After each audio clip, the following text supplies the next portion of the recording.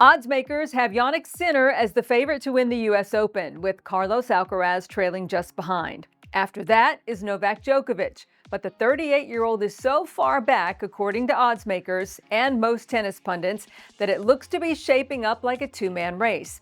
Alcaraz, who won his first major in New York City back in 2022, has actually won 6 of his last 7 matches against Sinner. But odds makers point to Sinner winning the last 3 hardcourt majors: the 2024 Australian Open, the 2024 U.S. Open, and the 2025 Aussie Open. He arrives in New York sporting a 21-match hardcourt Grand Slam winning streak. Pretty darned impressive. But should it really make him the favorite over Alcaraz? After all, Carlos, who has a 6-2 record against Sinner on hard courts, including wins in their last 3 hardcourt matches. Sure, we should probably throw out Monday's 5-0 victory over Sinner because Jannik was ill and withdrew after just 23 minutes on court. Nevertheless, should we ignore the fact that Alcaraz is now 9-5 against Sinner in their 14 matches and 6-1 in their last 7? If we want to point fingers at Alcaraz, who owns a 54-6 record on the season with a tour-leading 6 titles, we can say that he's lost earlier than expected at each of his last 2 U.S. Open appearances.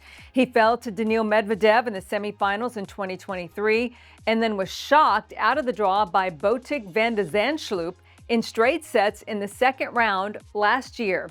So that was weird, and a lot of people attributed the loss to burnout at the end of a very long season. He played 60 matches. Can Carlos avoid a similar fate this year? That might be where Sinner's advantage lies. His 3-month suspension kept him off the court for a long time, and he enters the Open with just 35 matches under his belt and only 4 losses.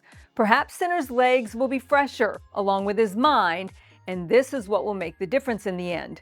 It isn't really clear which player has the edge after Monday's match in Cincinnati, but it is clear that the most likely outcome is Sinner or Alcaraz for the title. Of course, we give Novak Djokovic a fighting chance and think Jack Draper, Taylor Fritz, and Ben Shelton could surprise, but do you really see anyone getting in the way of a Sinner-Alcaraz rematch in New York? So we're going to put the question to you. Who should be the favorite? And most important, who do you think is going to win it all? Leave your thoughts in the comment section and we'll see you next time.